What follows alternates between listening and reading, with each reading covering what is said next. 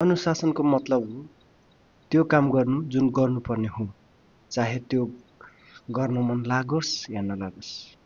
बिहान उठ्न गाह्रो लाग्दा पनि उठ्नु, मोबाइलमा टिकटक फेसबुक स्क्रल गर्नुभन्दा किताब खोल्नु, हरेक दिन काममा लागिरहनु, त्यही नै हो अनुशासन। अनुशासन परिपूर्ण होइन, निरन्तर लागिरहनु हो। साना साना कदम चाल, तर हरेक दिन चाल। जब कोहीले हेरेको हुँदैन, जब थकाइ लाग्छ, जब काम बोर लाग्छ, त्यति बेला अनुशासनको असली परिचय हुन्छ। सफल मान्छे सधैँ तीव्र र बुद्धिमान वा शक्तिशाली हुँदैनन्, उनीहरू केवल त्यहाँ पुग्छन् किनकि उनीहरू रुक्दैन। अनुशासनले व्यक्तित्व बनाउँछ, यो जीवनमा नियन्त्रण दिन्छ।